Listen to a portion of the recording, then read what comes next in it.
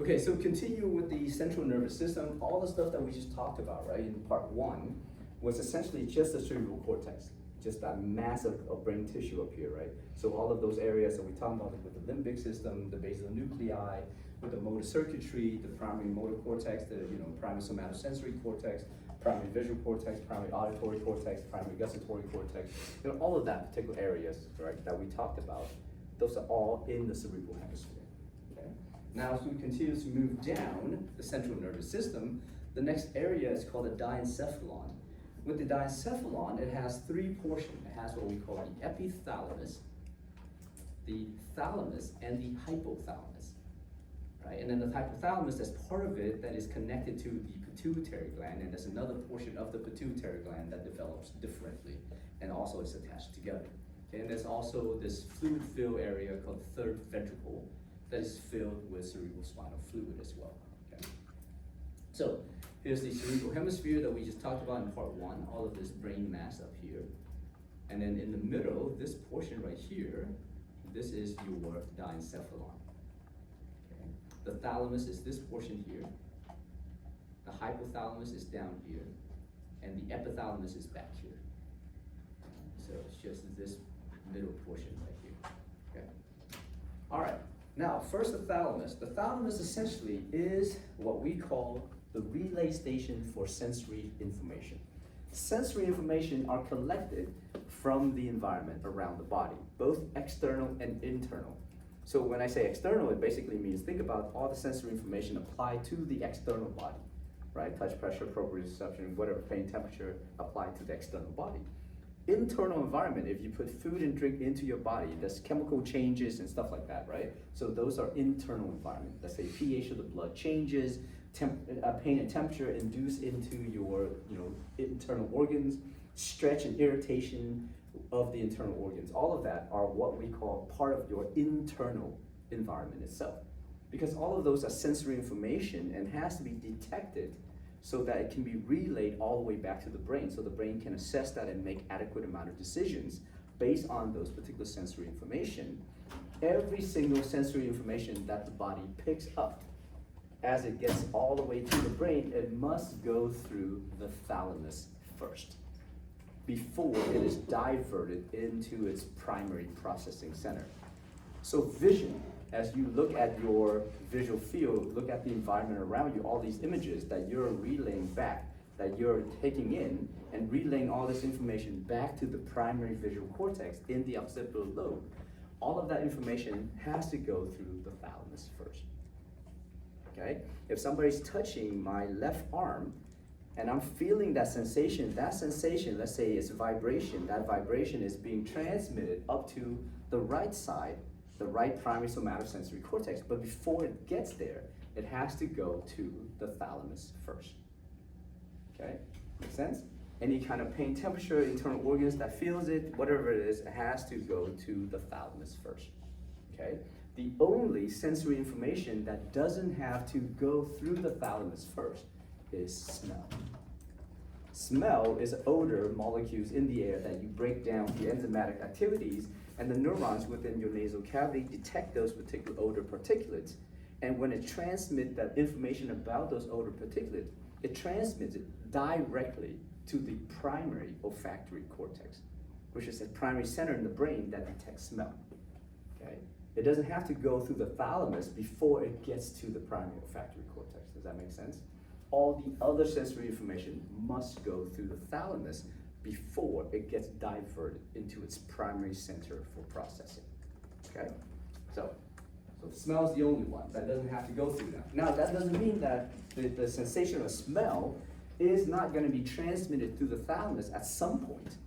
Smell goes directly to its primary processing center first, and then goes to the thalamus, and then gets diverted to other areas of the body as well, or other areas of the brain as well. But it doesn't have to go through the thalamus first. All the other sensory information that you collect from the periphery, that you relay all the way up to the brain, has to go through the thalamus before it gets diverted into its primary center. Okay? So for every single sensation that you can think of, right? Think about the primary centers that assess that information. If it's not smell, it has to go through the thalamus before it gets diverted appropriately, okay? All right, so that's the thalamus. In the epithalamus, there's a couple of structures, but the one main structure that is located in the epithalamus, which is located behind, in the posterior portion of that diencephalon, this area contains a glandular tissue called the pineal gland. The pineal gland is very important because it is part of what we call the regulation of your circadian rhythm, your sleep-wake cycle. Okay? So as the environment changes, as the sun settles across the horizon or as the sun rises above the horizon, you detect those visual images, and those visual images are relayed to the hypothalamus, and from the hypothalamus, there's a huge amount of circuitry that projects from that. And one of the areas that it goes to is the pineal gland. And once it gets to the pineal gland will secrete a hormone called melatonin.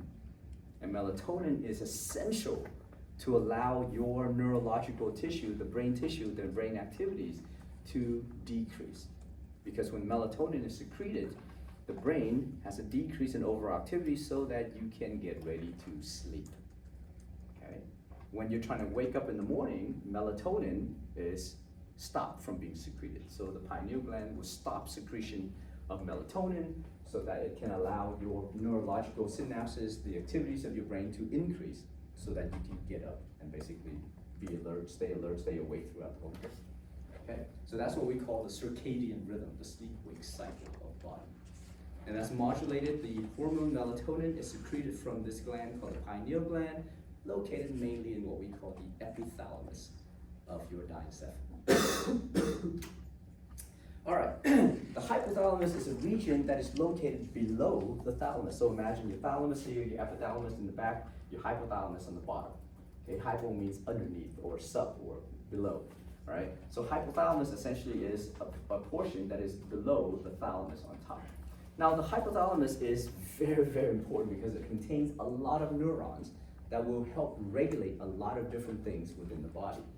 It is one of the major centers to maintain homeostasis of the body. Okay? Later on, when we talk about the endocrine system, think about the hypothalamus as one of the major endocrine glands of the body. And it's in fact the master endocrine gland, which is the portion of the body that controls most of the other endocrine activities throughout the whole body itself.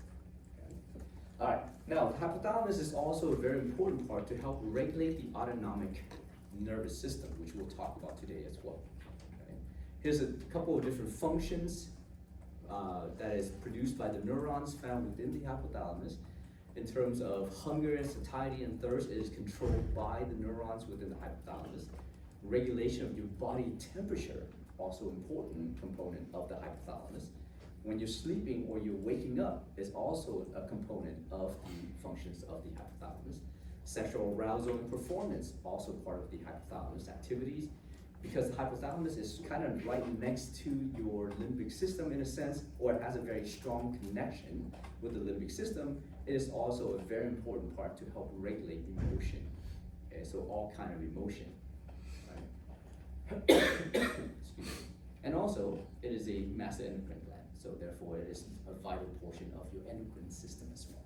All right, so that's hypothalamus.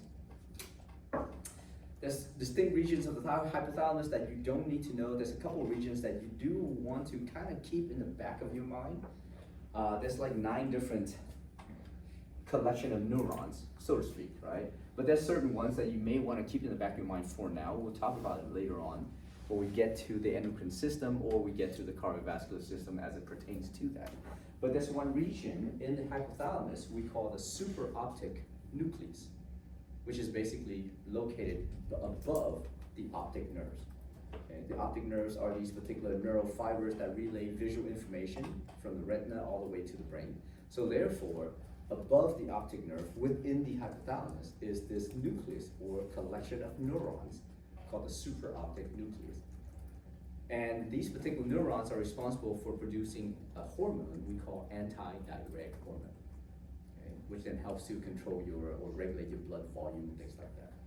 The next area is called the paraventricular nucleus, which is right next to the ventricles. The ventricles are fluid-filled cavities within the brain system, right?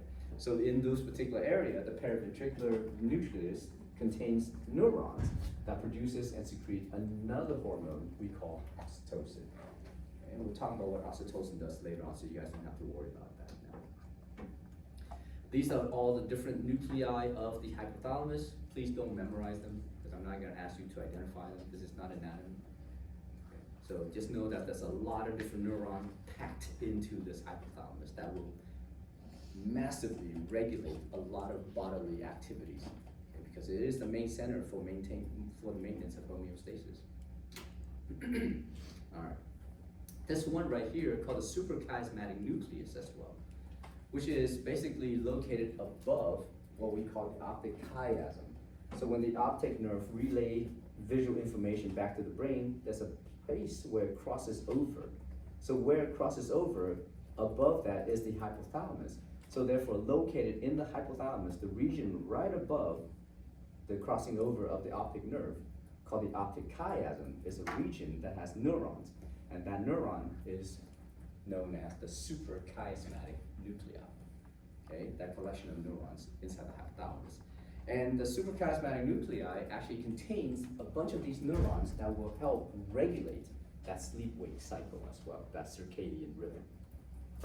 And one of the projections from the suprachiasmatic nucleus is going to regulate the activities of your pineal gland, which we talked about in the epithalamus, right, that secretes melatonin.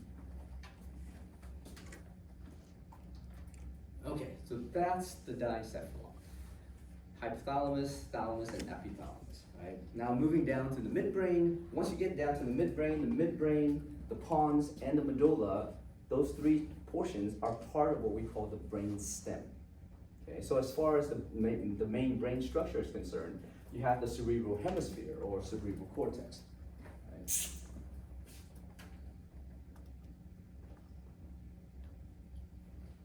Which is basically that massive brain that contains all of those trillions of neurons that regulates every single activities of the body. And then below that, you have the diencephalon, which contains your thalamus, hypothalamus, and epithalamus. Okay, and then below that you have your brainstem. Brainstem contains your midbrain, which is the top part of the brainstem.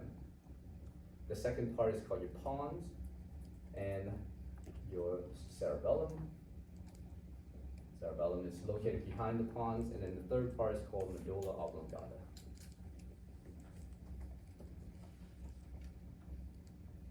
Okay, and then below that, you have your spinal cord.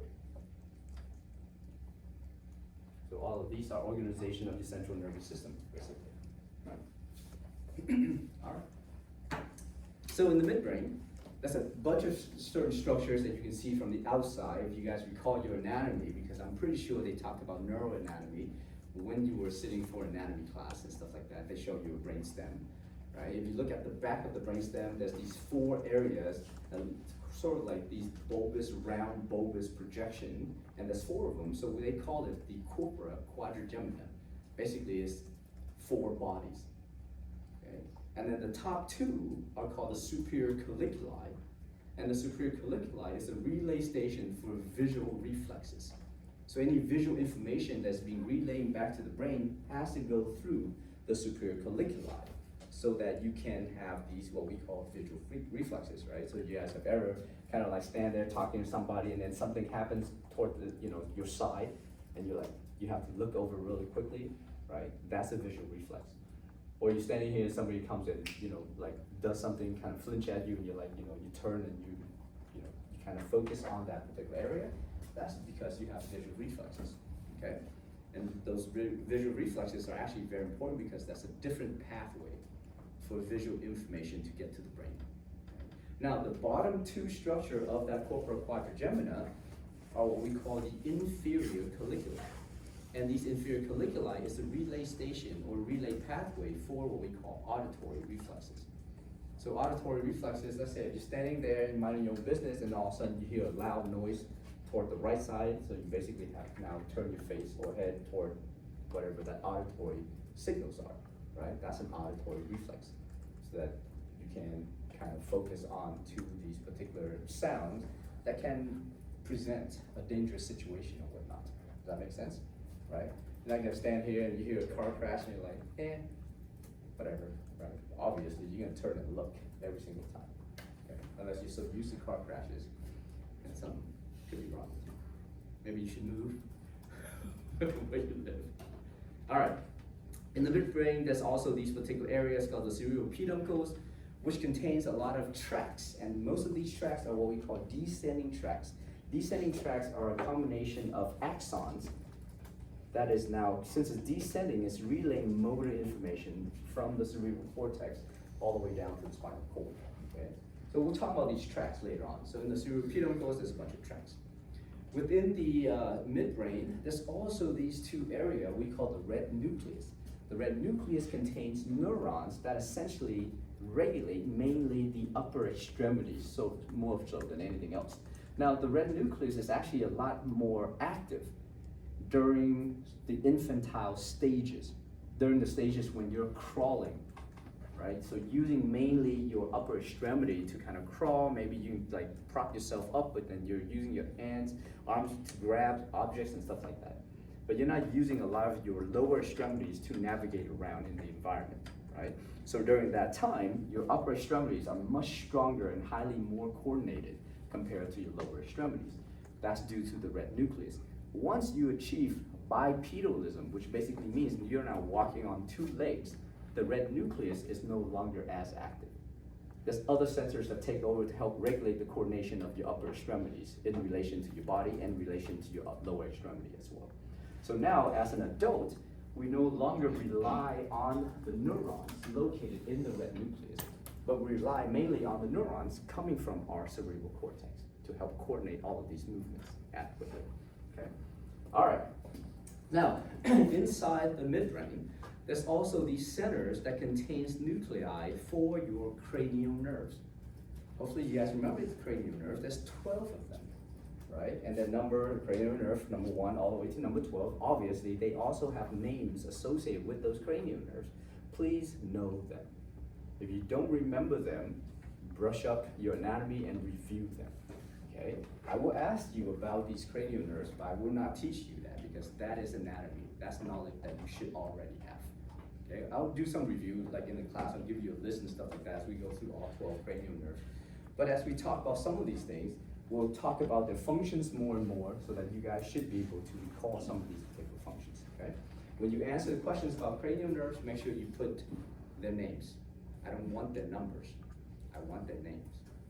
Okay? You can put both if you want to, but please don't just put their number. All right, anyhow.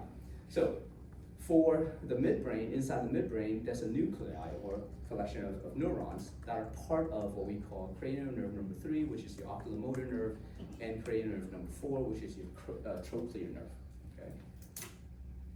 And of course, in the midbrain, we talked about the fact that they have these centers that contains neurons that secrete mainly dopamine. There's these particular neurons from what we call the substantia nigra that projects all the way to what we call the basal nuclei, right? You guys remember the basal nuclei are those centers inside, deep into the brain that helps regulate motor activities. Okay, so it's part of, it forms what we call the direct motor versus an indirect motor system and stuff like that, right?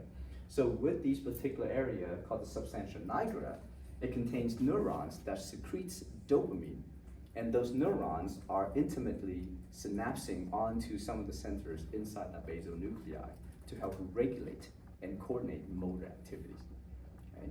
So you guys remember it forms what we call the nigrostriatal system, and that is a very important system to help initiate movement of the body, okay? So you can have a direct motor activities turning up motor activities, and you have an indirect motor activities, which then basically turns down motor activities. And these two are constantly active to modulate the type of motor activities that you engage in so that you can produce a smooth, purposeful, some type of smooth, purposeful movement, right? Okay, and that's all due to the nigrostriatal system to a certain extent. Now, the other area in the midbrain that also contains neurons that produces and secretes dopamine is called the ventral tegmental area. And from there, these neuron projects out and will synapse onto the neurons of the limbic system, therefore forming a circuitry we call the mesolimbic system. And the mesolimbic system is very important for the regulation of what we call internal emotional reward. Okay, so some kind of internal reward for some kind of good behavior when you met a certain type of goal, or whatever the case is, right? You feel good about meeting those goals that you set for yourself. So therefore, set goals for yourself so you can feel good about it. I highly advise you set small goals instead of lofty goals, right? You have your 10-year goal, your 5-year goal, your 1-year goal, your 6-month goal, your 1-month goal, your 1-week goal, your 1-day goal. And I even urge you to have an hourly goal. In the next hour, I'm gonna finish physiology. I'm gonna finish studying physiology. Yes, feels so good now that I finished. Internal reward, right? So set up those small goals for yourself. Instead of saying, you know what, it's 4 months in this semester, it's impossible, I can't learn everything I can. Yeah, you're not supposed to learn everything in physiology. You're supposed to learn something in physiology. Okay, so therefore, that's why you set small goals, so you can learn those things. You don't have to learn it to master it. You should learn it so that you actually have a good foundation in the class, whatever class that you're learning. Set a good foundation so that the next time you see this, you can lay on more foundation so you can form a very strong foundation. Make sense? Okay? Because if you don't have a good foundation for physiology, you will have a very bad pathological type of knowledge later on.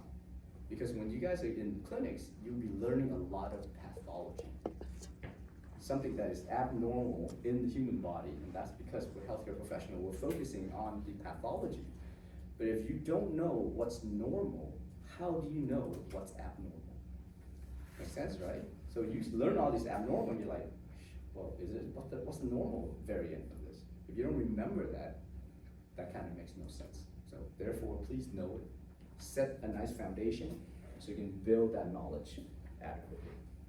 Okay, anyhow, ventral tegmental system forming that mesolimbic system with the limbic system, right? And this is just a pathway. So here in the midbrain, you can see there's some area here called substantia nigra. The neurons here project all the way to the basal nuclei, therefore help to kind of maintain that modulation of physical activities, right? With the motor circuits. Here in the ventral tegmental area, these particular neurons project out to synapse onto the limbic system, which forms your mesolimbic, type of system area to modulate what we call internal behavioral reward or emotional reward. All right, so that's the midbrain. Let's go down a little bit. In hindbrains, you have the pons, the cerebellum. So in this middle portion of the brainstem, right, you have the pons and the cerebellum. The pons is important because the pons contains a bunch of tracts, and these tracts are mainly just motor tracts going down from the cerebral cortex, right, all the way down to the spinal cord. You may also have ascending tracts, which are bundles of axons coming from the spinal cord, projecting to the thalamus, right? So if you have a bunch of axons that's carrying information from the cerebral cortex down to the spinal cord, we call those the descending tract, because you are descending along the central nervous system.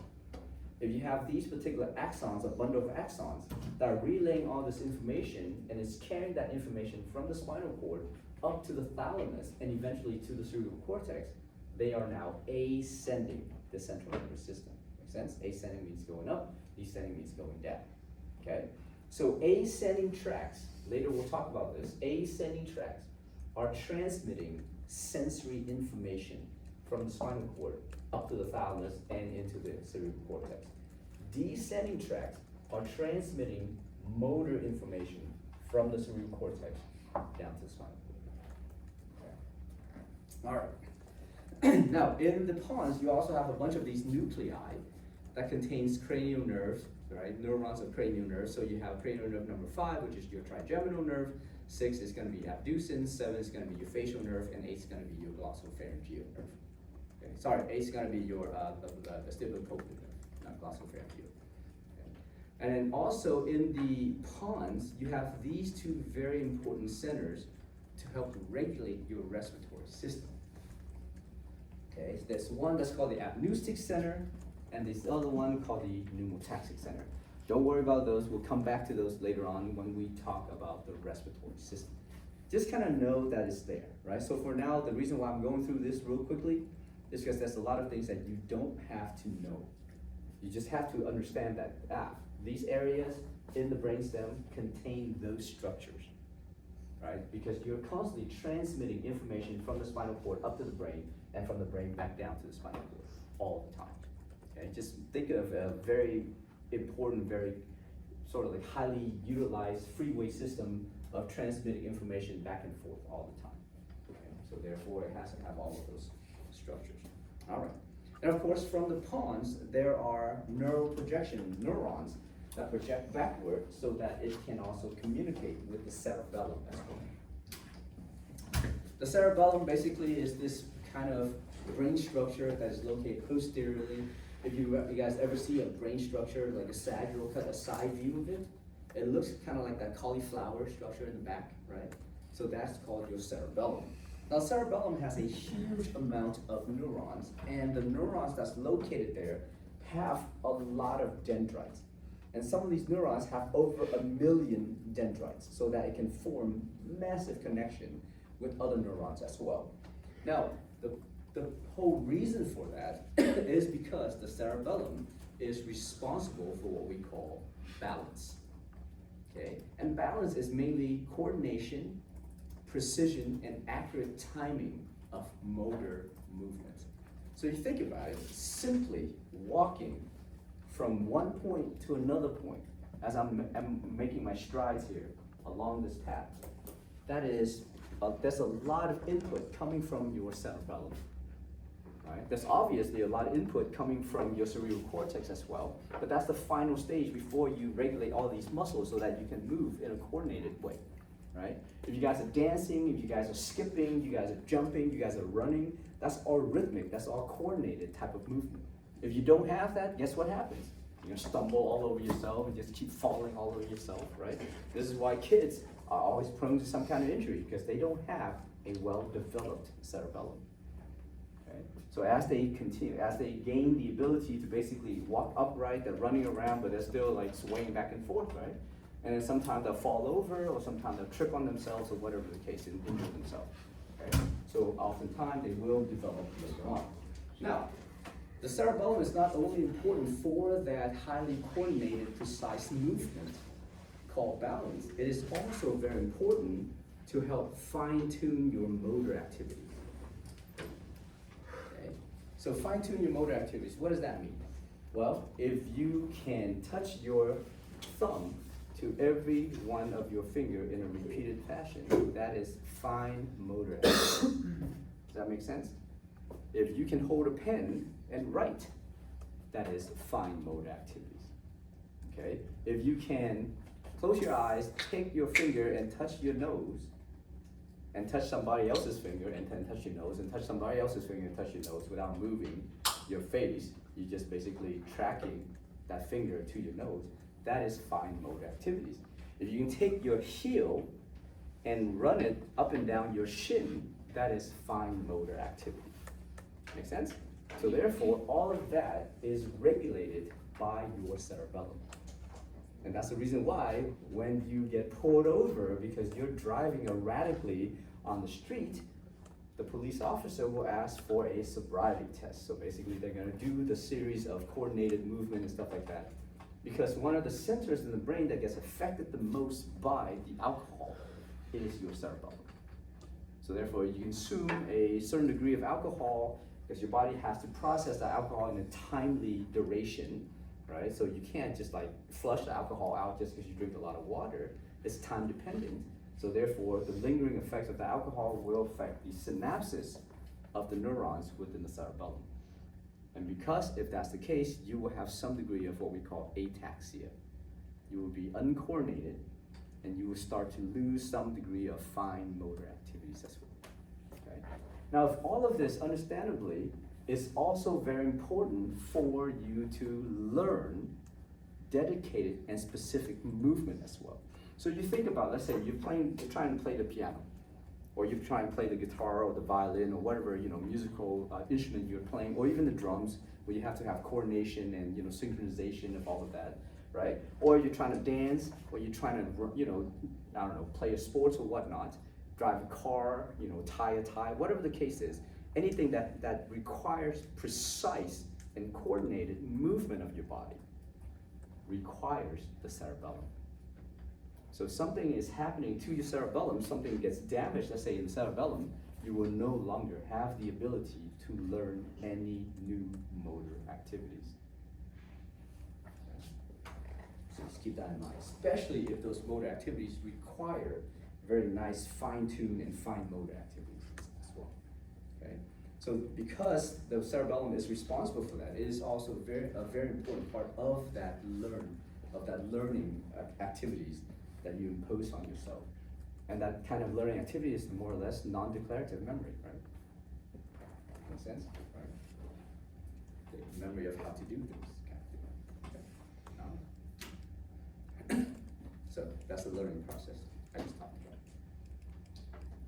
about. Okay, now moving down to the medulla oblongata. Here's the lower part of your brain stem. The medulla oblongata also contain ascending and descending tracts. Right, so tracts that is carrying motor information from the cerebral cortex down to the spinal cord, tracts that are relaying sensory information from the spinal cord up to the thalamus and to the cerebral cortex, also has to get through the medulla oblongata because it's part of this overall brainstem structure. Now, oftentimes, because remember we talked about cerebral lateralization, which means these particular axons, when they're transmitting either sensory information up from the spinal cord to the thalamus, or motor information from the cerebral cortex down to the spinal cord, they control the opposite side of the body. Does that make sense? So motor information on the right controls the motor activities of the left body, whereas sensory information applied to the left side of the body is detected by the right side of the brain, and vice versa. So that means that these fibers, these axons, as they're relaying information up, has to cross over at some point before they get to the other side. Motor information, as they relay this information down, has to also cross over at some point so that they can get to the other side. Make sense? Okay. So the crossing over of some of these particular fibers, whether or not they're sensory or motor, some of those areas will cross over at the medulla oblongata. Okay, and we'll talk about where these particular crossing over occurs, like specifically within the medulla oblongata. Okay? So both sensory and motor information, as they either go descend or ascend, once they get through that medulla, some of those information has to cross over at that particular area. All right.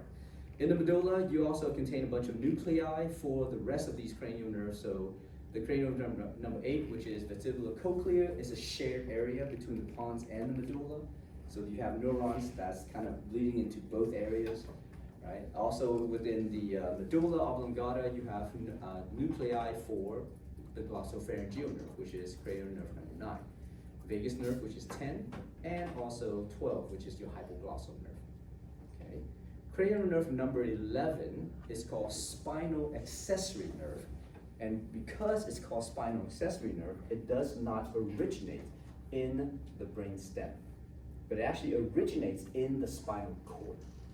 Okay, so those particular, the nuclei, the beginning of these particular nerves that forms your cranial nerve number 11, they belong to the spinal cord, but they project up back up into the brain before they exit back out. So because they exit out from the skull area, when they were first discovered, they were misidentified as a cranial nerve. But later we found out that their origination is in the spinal cord, but it's already too late. So we still call it a cranial nerve, but we call it the spinal accessory nerve, which is cranial nerve number 11. Okay. All right, in the medulla oblongata, there's also a bunch of sensors, and these sensors are very important for the regulation of what we call the cardiovascular activities, regulating your cardiac activities, activities of your heart, and vascular activities, activities of your blood vessels. Okay. Also, a very important center is to regulate your respiration, so breathing. Right. So if something happens to the medulla oblongata, you will stop breathing, and your heart will stop working, and you will die instantly. Okay. So, protect that.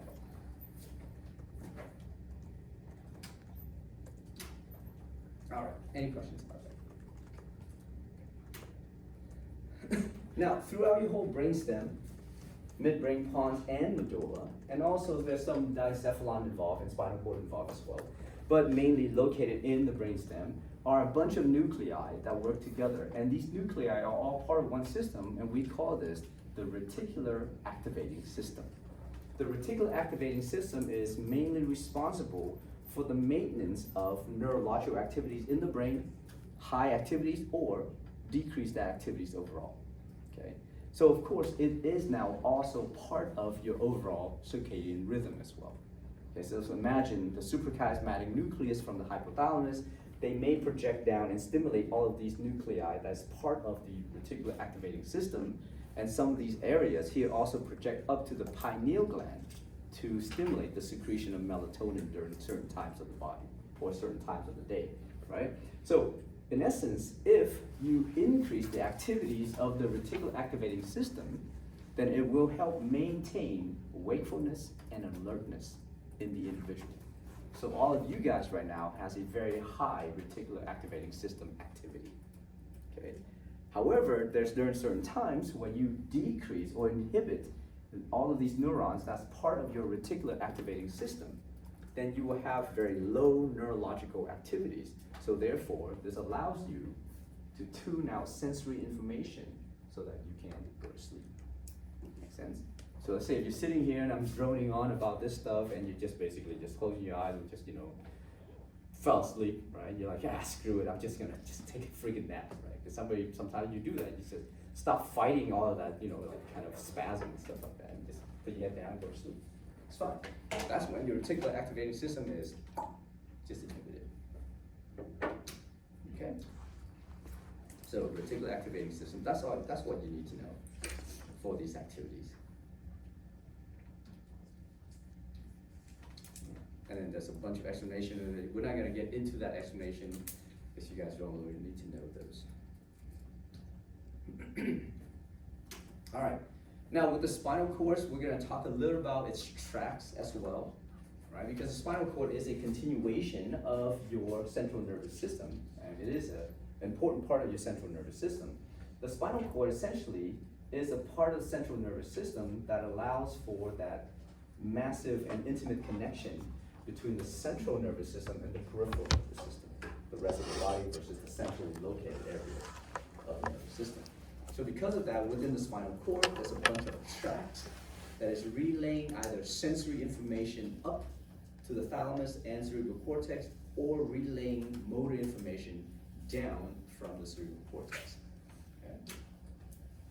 This is a transsection or a cross-section of the spinal cord. And as you can see, with the spinal cord itself, it has a center here that kind of looks like a butterfly or a letter H, whatever you guys want to kind of like, close your eyes and just say the first thing that you see, right? And then there's a center area here called the central canal, which also contains cerebral spinal fluid. Out here, there's a space right here called the subarachnoid space, which also has a lot of cerebral spinal fluid. So the spinal cord itself is basically suspended within cerebral spinal fluid, okay? Now, all of this internal structure, we call that the gray matter. And the gray matter contains cell bodies of neurons or interneurons that are unmyelinated within the spinal cord, okay? Out here in the periphery, you see all of this white area, we call that the white matter. The white matter all contain tracts, which are heavily myelinated axons of these neurons that are transmitting information up or down the spinal cord, okay? So if you take a look at the spinal cord, you can take a line and draw that line in the center to divide the anterior half of the spinal cord and a posterior half of the spinal cord, okay? So the posterior half, also known as the dorsal half, mainly contains sensory tracts, but it's not just located back here, just as a general rule. The ventral, or the anterior portion of the spinal cord, contains motor tracts, okay? Now, you can see that there is an actual connection back here on the dorsal side to this fiber here. This fiber only carries sensory information into the spinal cord. If you guys remember your anatomy, this is known as the dorsal root and rootlet of your spinal nerve. Okay. Out here, this is the ventral root and rootlet. And then as the dorsal and the ventral root merge together, they will form one structure called a spinal nerve. And the spinal nerve will exit out through your vertebrae to basically be part of your peripheral nervous system. Okay? There's a huge area back here that contains cell bodies for sensory neurons that's relaying sensory information into the back of the spinal cord. We call that the dorsal root ganglia. Okay? Hopefully you guys can remember all that. If not, well, now you know. Okay? If you take the gray matter, you can divide the gray matter into a dorsal gray horn and a ventral gray horn. Okay, so this is known as the dorsal gray horn, this portion back here. This portion here is called the ventral gray horn. The dorsal gray horn is for incoming sensory neurons to enter the spinal cord. The ventral gray horn contains the cell bodies of motor neurons, which will project out of the spinal cord. Makes sense? Because the cell body is connected to the axons will leave that area and run along this pathway. There's also a middle portion called the lateral gray horn, which we'll talk about in a second.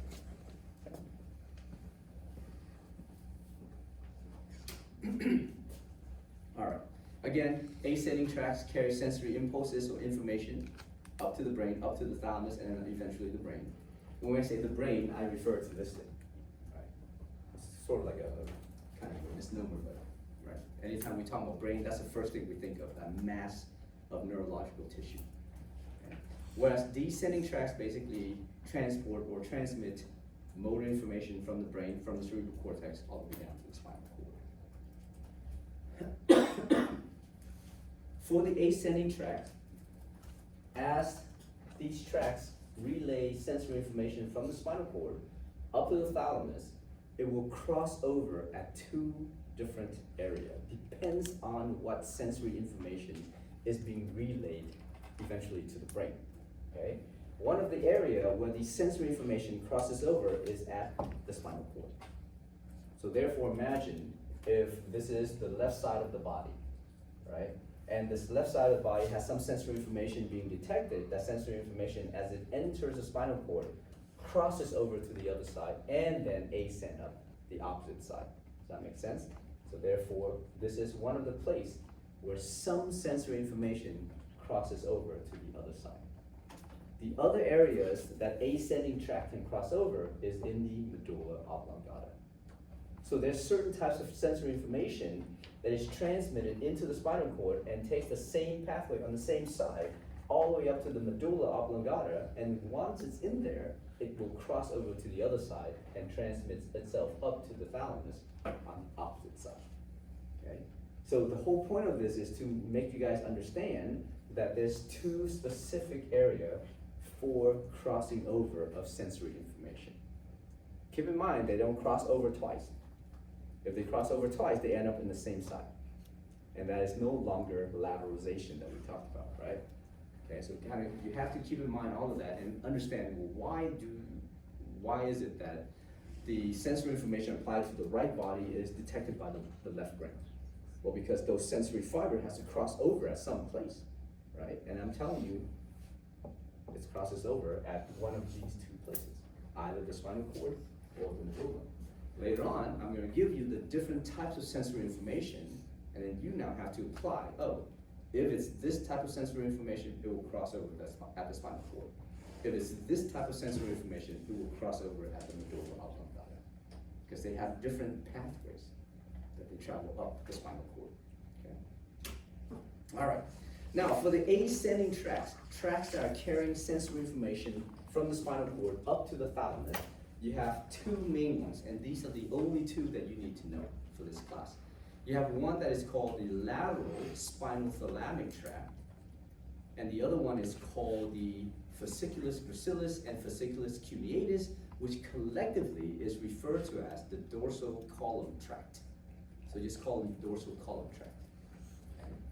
The lateral spinothalamic tract is transmitting information about pain and temperature that is detected from the body. whereas the dorsal column tract is relaying information, sensory information about pressure, vibration, and proprioception that is being collected from the body itself. I'll tell you where they cross over later on. I'll draw this out in the lab for you guys. Okay? For now, just kind of keep that in the back of your mind because we gotta get to the next chapter. Okay. And then for the descending tracts, which transmit motor information, there's two main ones. There's obviously more than two, but there's only two that you guys really need to know. And collectively, they are called the cortical spinal tract. Cortical spinal refers to cortex to spinal cord. Hence, it's descending. Make sense? The other one has spinal thalamic. Spinal thalamus. So from the spinal cord to the thalamus, so spinal thalamic, which now tells you it is ascending.